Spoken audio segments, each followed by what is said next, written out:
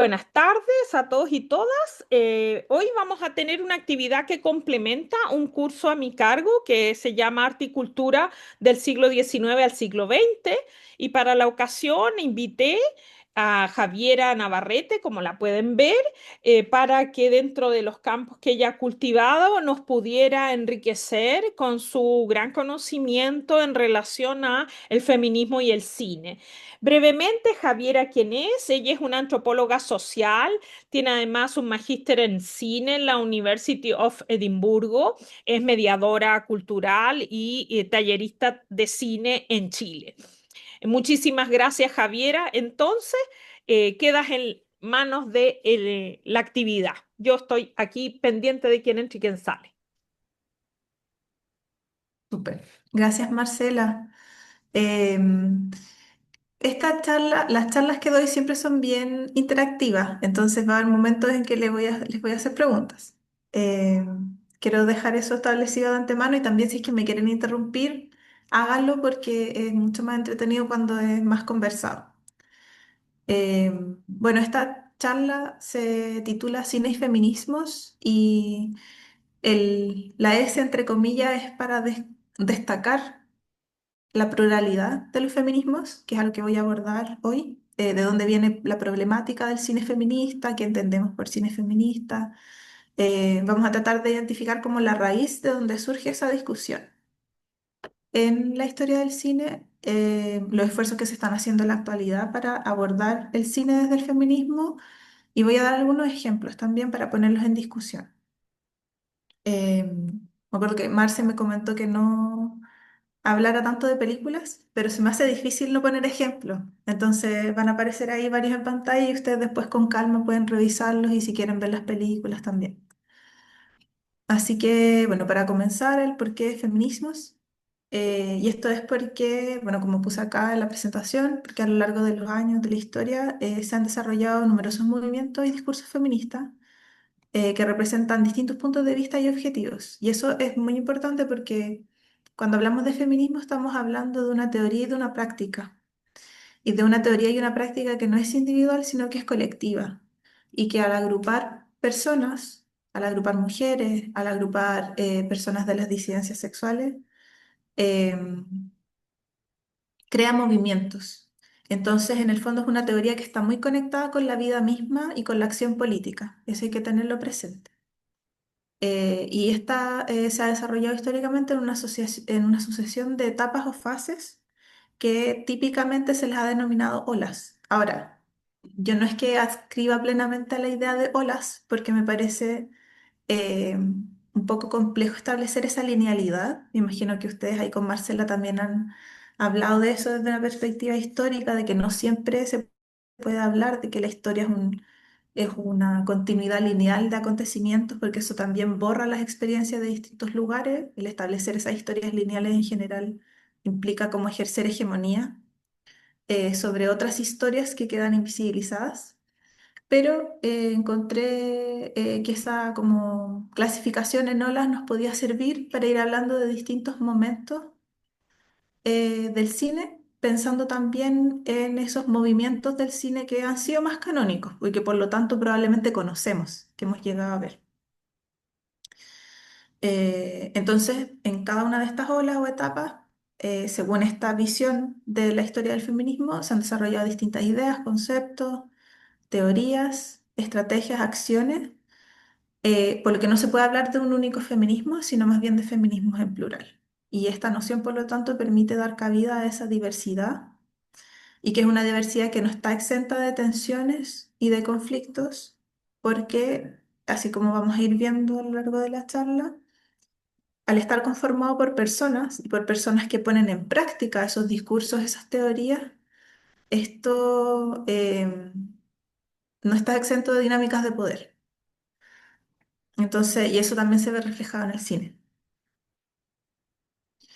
Entonces, para referirnos a este concepto de las olas feministas, acá hay una historización que es más o menos típica, que identifica cuatro momentos. Hay otras personas que identifican tres momentos. Pero yo voy a hablar de estos cuatro primero solo para establecerlos, después los podemos desarmar. Entonces, la primera ola del feminismo sería conocida como un feminismo ilustrado que comienza en 1789, que es el año de la Revolución Francesa. Entonces, se le atribuye como hito de partida a esta etapa el proceso revolucionario francés. Y con ese referente de también lucha por la libertad, desde una perspectiva más liberal y desde un sentido ilustrado también. A este periodo hay textos clásicos escritos por mujeres como La Vindicación de los Derechos de las Mujeres de Mary Wollstonecraft y también la crítica a la Carta de la Declaración de los Derechos del Hombre que escribió Olympe no sé cómo se pronuncia su apellido, pero ahí Ol- Marcela Paida. Olympe de Gouges, Olympe. Ella, sí, Olympe. Sí. Sí. Entonces, y este periodo llega más o menos hasta 1848. Para muchas personas esto es protofeminismo, entonces no es considerada una primera ola. Eh, entonces está el segundo momento, digamos, que puede ser segunda hora, primera hora, ola, dependiendo de cómo uno lo vea, está asociado al sufragismo, a la lucha por el voto, por el derecho a voto, principalmente en los países europeos y que llegó a Latinoamérica tardíamente, varias décadas después. Y aquí aparece una primera tensión, por así decirlo, si es que consideramos estos feminismos que se estaban desarrollando en los países industrializados de la época, que es la tensión entre el feminismo liberal, liderado por mujeres más de la aristocracia, y el feminismo de tinte más proletario, obrero, que era socialista o anarquista. Entonces ahí empiezan a emerger ciertas fracturas, diferencias ideológicas que tienen que ver con las experiencias de vida y que tienen que ver con la clase social. Y esto es importante mencionarlo porque luego va a volver a emerger como una cosa que hace ruido dentro del feminismo y se va a expandir a distintas vertientes. El siguiente momento es conocido como feminismo de la diferencia, entre los 60 y los 80, un periodo más cortito, pero que es muy convulso en términos de movimiento. Empiezan a haber protestas por los derechos de las mujeres y aquí empiezan a surgir distintos temas que son propios de la experiencia de vida de las mujeres. Por ejemplo, los derechos reproductivos, los derechos sexuales y reproductivos aparecen como temas muy importantes, el tema de los salarios también. Y aparece quizá como una de las corrientes feministas más famosas de esta época es el feminismo radical. Luego, a partir de los años 80, esto se va reformulando y ya empiezan a coexistir vertientes distintas de feminismo, que unos se van más por el lado, no sé, de la ecología, hasta los feminismos negros que surgen, y dentro de los feminismos negros aparece el concepto de interseccionalidad en 1989, acuñado por Kimberly Crenshaw. ¿Y por qué menciono esto? Porque es lo que nos permite abordar por primera vez que el ser mujer no es la única cosa que define la vida de las mujeres. Entonces también estamos atravesadas por desigualdades de clase social, de raza, por nuestra situación migratoria, por ejemplo. Entonces, en el fondo, nosotros estamos atravesados por todas esas dimensiones al mismo tiempo y las opresiones vienen por todos estos lados. Entonces, y eso fue muy importante para también, nuevamente, buscar espacios que fueran propios y que no quedaran invisibilizados por las hegemonías del feminismo blanco. Y de ahí también vienen las corrientes de feminismo decolonial de todos los países que habían logrado su independencia de los países imperialistas europeos a partir de la década de los 50, 60 en adelante. Entonces, todo esto se traduce en el cine también. Y cómo ha sido abordado eh, desde un intento por crear una historiografía feminista del cine, y aquí me voy a leer a mí misma en un artículo que publiqué, que digo aquí, si la historiografía es una forma de luchar contra el olvido, la historiografía feminista es un esfuerzo por llenar los vacíos y rectificar los errores que por motivo de sexo y género quedan inscritos en la historia oficial. Respecto a aquello, Hennefeld señala que la impronta de los estudios de cine feministas es justamente evitar los peligros de la amnesia histórica. En el campo del arte es posible trazar, perdón, esta inquietud hasta la publicación del artículo ¿Por qué no han existido grandes mujeres artistas? De Linda Nochlin, de 1971. Y este texto supone el punto de partida para que historiadoras, críticas y artistas empiecen a escarbar en los clamorosos vacíos de los libros de arte publicados hasta entonces. Entonces es un proceso como casi arqueológico de ir buscando todos estos nombres que aparecen quizás mencionados por aquí sin ser reconocidos, pero que empiezan a emerger. Y de todos esos rastros, como seguir, es como medio detectivesco, si uno lo quiere pensar de esa manera, ¿no? Ir identificando como estas personas y trazar nuevas genealogías de mujeres que han participado de los distintos campos del arte y uno de esos es el cine. Entonces, ¿cuál es, por lo tanto, el objeto de la historia feminista del cine? La reescritura continua del pasado a través de una mirada sensible a las diferencias y desigualdades de género desde la perspectiva de las mujeres. De esta manera, los procesos de reescritura están orientados al rescate de historias y al reconocimiento del trabajo de mujeres que han participado del surgimiento y consolidación de las industrias cinematográficas, pero que fueron excluidas de los relatos canónicos de la historia del cine, pasando hacia el olvido. Y aquí hablo de industrias cinematográficas en plural, también entendiendo que cada continente, cada país tiene su desarrollo paralelo. Y que es una tarea pendiente aún ir desarmando esas historias que se fueron construyendo sin las mujeres muchas veces. Y en Chile estamos también en medio de ese proceso. Pero yendo al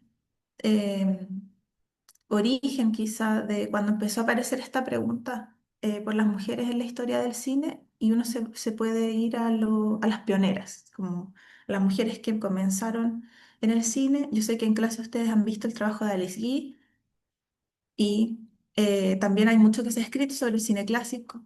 Justo te agrego que hoy estuvimos hablando de ella.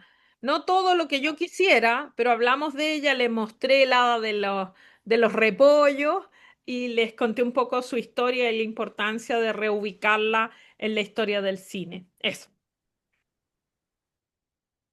Bacán. Sí, y también, bueno, Alice Guy es francesa, pero llegó ella a Estados Unidos y justo es interesante porque ella estableció su estudio en la zona de New Jersey, en la costa este. Y eso fue antes de que la industria del cine se consolidara en Hollywood, antes de que se trasladaran todos los estudios para allá. Alice no alcanzó a ser parte de ese movimiento porque por los incendios que sufrió y por todos los temas con su marido, y en fin, en el fondo no fue parte de ese grupo de cineastas que emigraron todos hacia California. Pero sí, en las décadas de 1910, de 1920, tenemos evidencia que en Hollywood estaba lleno de mujeres y de mujeres que hacían todo tipo de oficios. Entonces es interesante porque este trabajo que se ha hecho, que les explicaba como medio testivesco de recolección de nombres y todo eso, nos da cuenta de que no ha habido un momento en la historia del cine donde hubiera tantas mujeres como en las primeras décadas del cine. Y eso a la vez lo que nos indica es que en el proceso de consolidación del cine como industria se fue dejando deliberadamente a las mujeres fuera, que fue un proceso intencionado.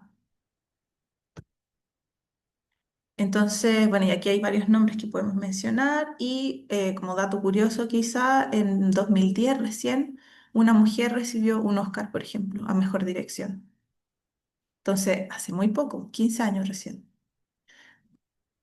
Y bueno, llegamos al punto de pensar ya qué es el cine feminista y qué otros nombres también se le da cuando se habla de las mujeres en el cine. Se habla a veces de cine hecho por mujeres, se habla de cine de mujeres, que es un concepto que está bien cuestionado porque el cine de mujeres, ¿qué implica? Que es un cine que es solo para mujeres, es un cine que se centra en la experiencia femenina, pero puede ser dirigido por hombres. Entonces hay todo esto bien abierto para debate, en el fondo. Se habla del cine femenino quizá también. Pero ese cine femenino, ¿qué quiere decir? ¿Que es un tipo de cine en específico o que es un tipo de cine que retrata la experiencia femenina? Pero también ahí tenemos que separar las mujeres de la idea de feminidad, que es una construcción simbólica.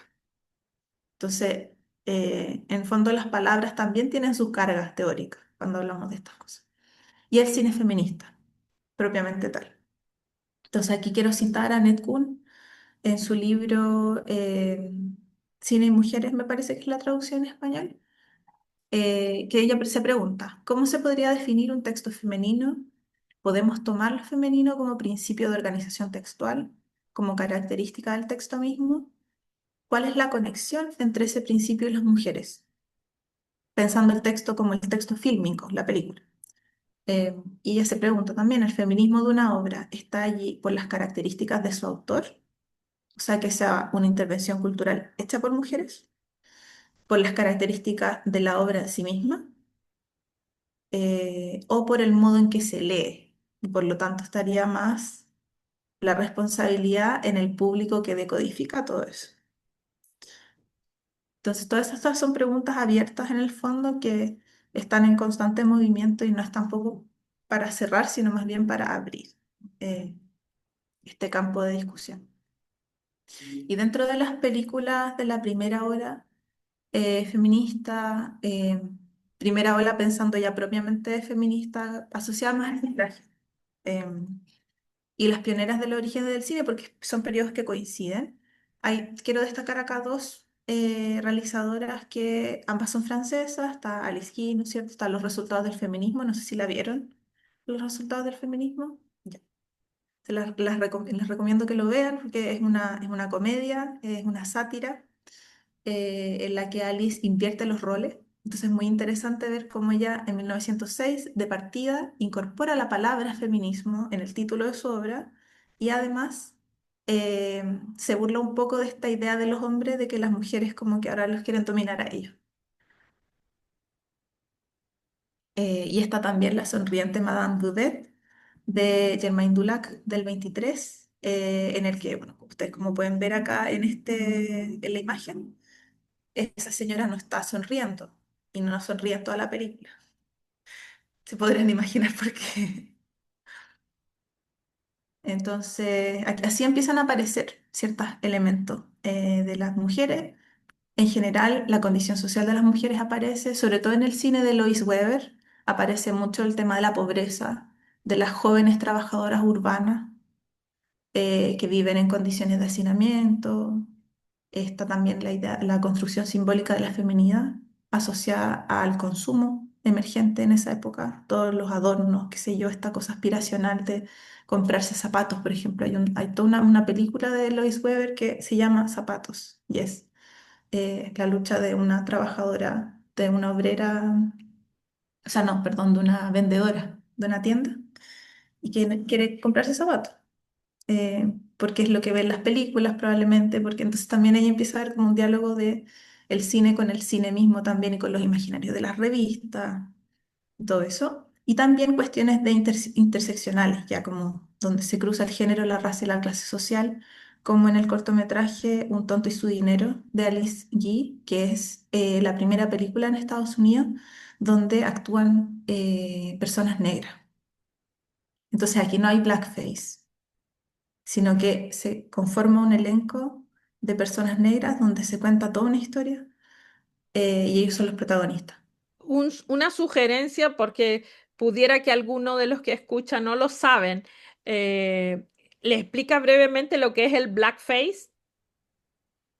Ah, sí, sí, claro. El blackface es una técnica que se usaba en el cine a los comienzos del cine para excluir justamente a las personas negras de participar de la representación de su propia experiencia en el cine. Entonces lo que se hacía era que actores blancos se pintaban la cara negra para interpretar a estos personajes. Pero no solo se pintaba la cara negra, sino que se pintaban los labios rojos también, se agrandaban, o sea, se dibujaban en bocas así grandes, grotescas, reproduciendo el imaginario caricaturesco que se tenía de las personas negras también en la publicidad, y como reproduciendo esos discursos racistas en el fondo.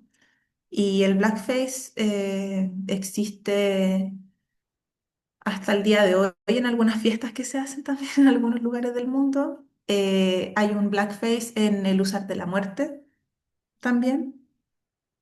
Sí,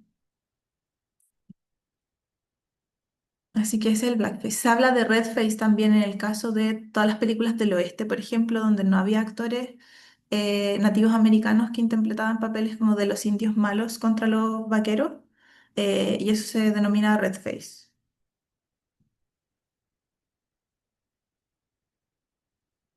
Sí, y bueno, si quieren ahondar más y si es que se manejan con el inglés o ahí pueden ocupar el traductor de su navegador de internet, está el proyecto Women Film Pioneers, que compila a las pioneras del cine de distintos países del mundo, tiene colaboradoras de todas partes, tiene entradas de Chile también que fueron redactadas por Eliana Jara, y en la entrada de Gabriela Bucenius, que es una directora chilena que les quiero mencionar ahora. Está en proceso de aprobación un texto que mandamos también para reescribir que hemos encontrado archivos nuevos sobre Gabriela Bucenius, que es la primera directora de cine chileno que hizo La agonía de Arauco, 1917. Y de La agonía de Arauco les quiero mencionar también rápidamente, esta película no se puede encontrar en ninguna parte porque está desaparecida, pero es interesante pensar que en 1917, y siendo este el segundo largometraje de la historia del país, es una película que se centra en el despojo de tierras del pueblo mapuche en el sur de Chile, que es una película que se grabó en Valdivia y en la zona de los lagos del sur, y que los protagonistas son una mujer aristocrática y un niño mapuche, pero el niño mapuche es interpretado por una niña chilena, en el fondo. Y ahí también es interesante porque es otra forma de red face, si se quiere también. Y ya pasando a ese otro periodo en el que coinciden la segunda ola feminista con los nuevos cines. ¿Qué son los nuevos cines? Es un fenómeno que se produjo entre los años 50 y los años 60, donde surgen cines que rompen con la tradición de los cines de su país. Y esto pasa en Francia con la Nouvelle Vague, pasa en República, o sea, en Checoslovaquia, que era en esa época, con la nueva ola checoslovaca, la nueva ola húngara y el nuevo cine latinoamericano. ¿Y qué tienen en común estos movimientos que se desarrollaron en distintos lugares del mundo? La renovación generacional, o sea, que era una ruptura con la tradición y esa tradición implicaba una generación de autores con los que se quería cortar y empezar a hacer cine nuevo. La independencia industrial, nuevas tecnologías, eh, el rol del espectador también es distinto, la reivindicación del director como autor y la renovación temática. Empiezan a surgir preocupaciones por la juventud, por la vida de la juventud, por la sexualidad. Por ejemplo, y acá algunos ejemplos muy rápidamente, solo para dar cuenta de que esto estaba pasando en distintos lugares del mundo. Tenemos Jeanne Dielman, que es una de las películas icónicas de este periodo, sobre la experiencia de las mujeres. Es una película que ocurre casi en su totalidad, una película de 3 horas, casi en su totalidad en un departamento, y es una mujer que tiene la misma rutina todos los días y la acompañamos casi en tiempo real a hacer todas sus labores domésticas. Vicios en la cocina de Beatriz Mira, película hecha en México también en el mismo periodo, que de nuevamente una mujer confinada al espacio del hogar, pero es una película que pone el énfasis en la violencia patriarcal y en el fondo tener que cumplir con las expectativas de ser esposa dueña de casa. Mi aporte de Sara Gómez ya nos lleva a pensar la mujer en colectivo y en este caso en particular en el rol de la mujer en la revolución en Cuba. ¿Cuál es la nueva mujer? Se habla tanto del nuevo hombre latinoamericano, pero ¿cuál es el rol de la mujer en ese proceso? Réponse de Femme de Agnès Varda, también en el mismo periodo, nuevamente un elenco coral, mujeres, pero que se hacen otro tipo de preguntas más íntimas. ¿Quiero ser madre o no? De eso depende que realice en la vida. ¿Es posible encontrar el amor sin estar subyugada al hombre? Em, entonces vemos cómo en el fondo es interesante también las conversaciones a las que se invita a estas mujeres, que no son actrices, son personas. En el caso de la película de Bardaz, son sus vecinas, que ella las invita a participar de la película. Surgen temáticas distintas en estas dos mujeres. O sea, por una parte, una cosa muy asociada como a lo social, al pensamiento revolucionario, al activismo, por así decirlo, y en el otro una cosa más íntima. También está pensando en las revoluciones que se estaban dando en ese momento, en pleno contexto de colonial, donde todavía era muy frágil la liberación de esos países, y que estaban sujetos todavía a mucha violencia. Mujeres Palestinas, de Jocelyn Saab, donde Jocelyn Saab, que es una cineasta libanesa, entrevista a mujeres palestinas que estaban exiliadas en el Líbano que habían sido expulsadas de sus hogares en las guerras con los terroristas de las milicias eh, israelíes. Y la hora de la liberación ha llegado, de otra cineasta libanesa que va a Omán a filmar la revolución de las mujeres de la zona de Dhofar. Entonces, muy interesante porque en el fondo es además la única película que existe de ese proceso revolucionario. Y también pensando en el nuevo cine latinoamericano, pero que aplica también a lo que se entiende como el tercer cine o el cine del tercer mundo, que le han llamado, que pensándolo desde el punto de vista de la historia del cine, que también es bastante eurocéntrica, que es bien blanca. Entonces, en ese contexto, los cineastas minoritarios del tercer mundo, que no somos minoría, pues somos bastantes, han reescrito sus propias historias, han tomado control sobre sus propias imágenes y han hablado con sus propias voces, ¿no? Es que sus películas sean, no es que sus películas sean la pura verdad, que sustituya las mentiras europeas, dicen estos autores, pero proponen contraverdades, contranarrativas que son parte de una perspectiva anticolonialista. Y aquí llegamos a la parte de los feminismos contemporáneos, eh, todo este periodo como post-ochentas, donde ya nos acercamos al fin del siglo XX, comienzos del siglo XXI, y que son las películas con las que probablemente nosotros hemos crecido. Eh, entonces acá empiezan a aparecer ciertas, también se empiezan a, ¿cómo decir? A establecer ciertas formas de representar a las mujeres en el cine y además hay muchas más mujeres haciendo cine en comparación con décadas anteriores. Entonces, tenemos, por ejemplo, todo el movimiento de las chick flicks, o sea, no es un movimiento propiamente tal, pero empiezan a aparecer todas estas películas centradas en chicas jóvenes, también esta caricatura del ir a como la secundaria gringa, ¿cierto? Y está ahí Clueless, por ejemplo, 95, de los 2000 Chicas Pesadas, quizás la más conocida, que es dirigida por un hombre, pero es escrita por Tina Fey.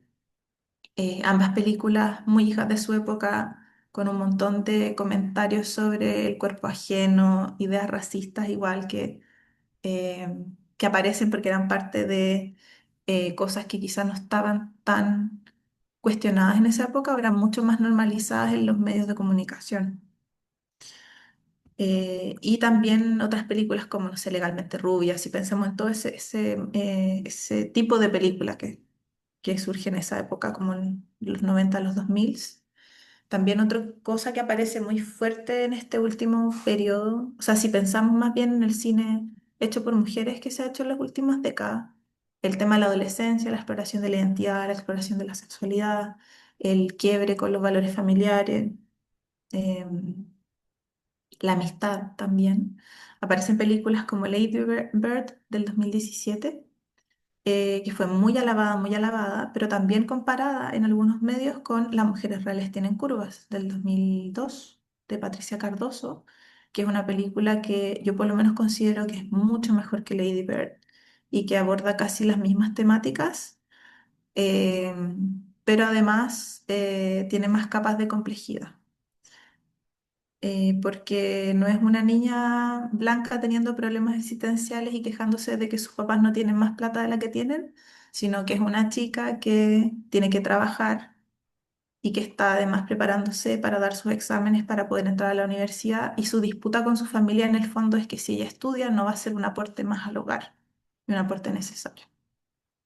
Entonces ahí de nuevo estamos como viendo que la experiencia de la adolescencia puede ser muy disímil y que en el cine también está la cabida para que se expresen todas estas distintas formas de vivir etapas de la vida que con una mirada simplista sería lo mismo, ¿cachai? O sea, si somos todas mujeres, pero no, pues la verdad es que estamos atravesando distintas cosas. También otra cosa que quería mencionar de algo que ha sido un boom bien importante en el cine de los últimos años, es la relación entre las mujeres y el terror. Y ahí está, por ejemplo, una de las primeras películas que hizo o que fue como el puntapié quizá de esta nueva oleada de cineastas que están explorando el género del terror, que era un género muy masculinizado, fue Karin Kusama con su película Jennifer's Body del 2009, El cuerpo de Jennifer. Y también tenemos películas que son de mujeres de distintos países y aquí quise incluir también Una chica camina de noche, una chica camina a casa sola de noche de Ana Lilia Mirpur del 2014, que está ambientada en Irán y que toma también muchos elementos de la cultura iraní, pero es una historia de vampiros. Entonces aquí vamos viendo también estas hibridizaciones culturales que aparecen sobre todo cuando abordamos el tema del terror. Y al final los folk de un país se va usando medio canibalizado también en otros lugares y así. Ahí también bien interesante, es otro fenómeno que puede ameritar otra charla entera, pero a lo que voy es que en el fondo también esta apertura que se está dando, permite distintas voces de mujeres que están arriesgándose y contando historias que son distintas. Pero también cabe la pregunta de qué es el cine feminista o si es que esto es cine feminista y al final volvemos a Netcun. ¿Qué hace que una película que vemos sea o no feminista? Y con esa reflexión quiero cerrar mi charla.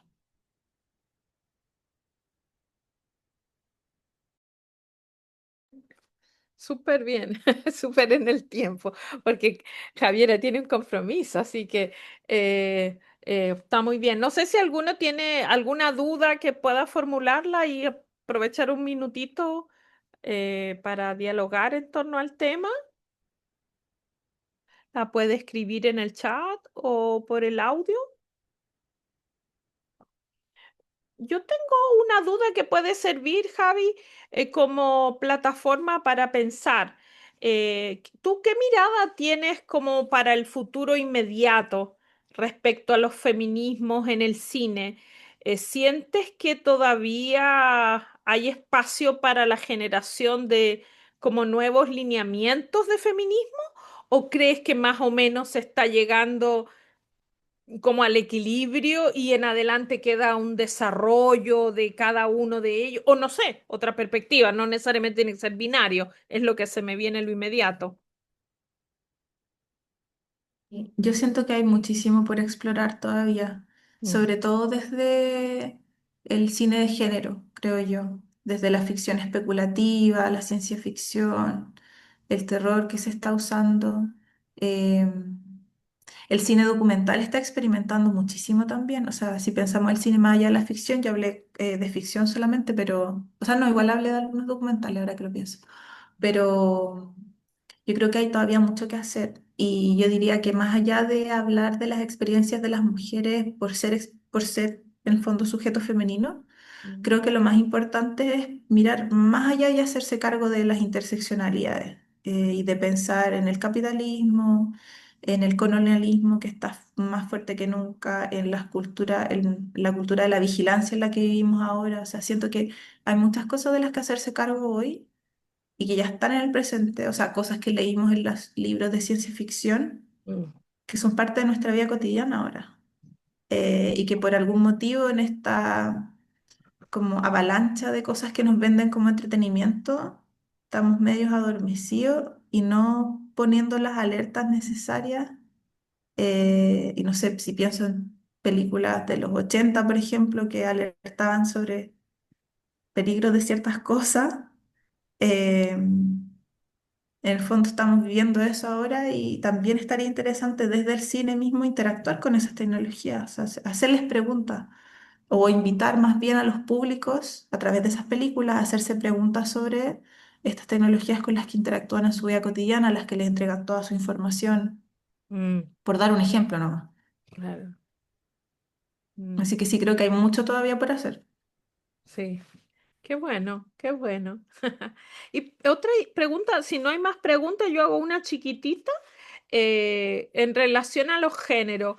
Yo, como no experta, pero me viene la duda ahora que te escucho. En el ámbito de la ciencia ficción, ¿es una impresión equivocada la de creer de que hay poca presencia femenina en esos espacios cinematográficos como dirección? Me refiero.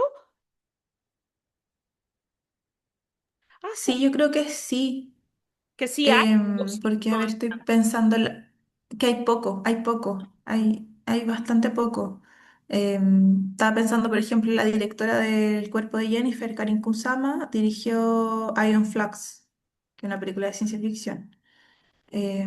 Pero claro, hay mucho todavía por hacer. O sea, a nivel de cortometrajes se está haciendo bastante más que lo que llega a tener financiamiento como para hacer un largo y que sea estrenado aparte y tenga un alcance más grande que el círculo de personas del equipo que lo hizo.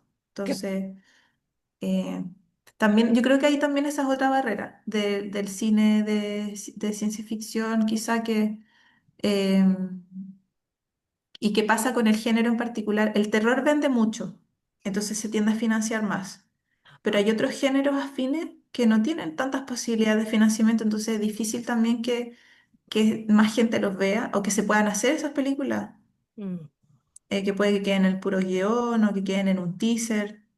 mm, eh, que un teaser es un video cortito que es como una muestra de lo que sería la película, para mm, entender como el concepto, el universo que está creando todo eso. ujú. Perfecto. La presentación de personajes. eh, pero sí hay poco. En la literatura hay mucho más, pero en el cine no tanto. Mira, qué curioso. Algo puede indicar quizás esa como falta de experimentación femenina la ciencia ficción. Pareciera ser como que la curiosidad cinematográfica femenina está más que en el universo, en nuestra propia Tierra, digamos, en nuestro propio planeta y en las problemáticas que nos afectan, pareciera, que es la impresión que me... Claro, pero si pensamos en la ciencia ficción, Ah, en la literatura, sí, sí hay muchísimo y todas esas historias podrían ser películas en algún claro, momento. El tema es que no se han hecho. no se han hecho, Y ¿no? estoy pensando, por ejemplo, en una película que se llama Burning Flames de Lizzie Borden, que es una película estadounidense del 85, dirigida por una mujer negra con un elenco en su mayoría también de mujeres negras, una película muy feminista, que es de ciencia ficción. Pero películas similares a esa, no se me ocurre otra. Mm, Fue un experimento también que ella, me imagino, en su arrebato mm, hizo en ese momento, pero no ha tenido una continuidad. Así mm, que uno puede decir que luego hubo una corriente de eh, cine de ciencia ficción feminista, pues. mm. Perfecto. Bien, pues entonces muchísimas gracias, Javi. Yo espero que les haya gustado a los que asistieron y a los que luego lo van a ver a través del canal de YouTube. Un abrazo grande, Javi, que te vaya muy bien en tu compromiso. Chao. Gracias a ustedes también. Chao.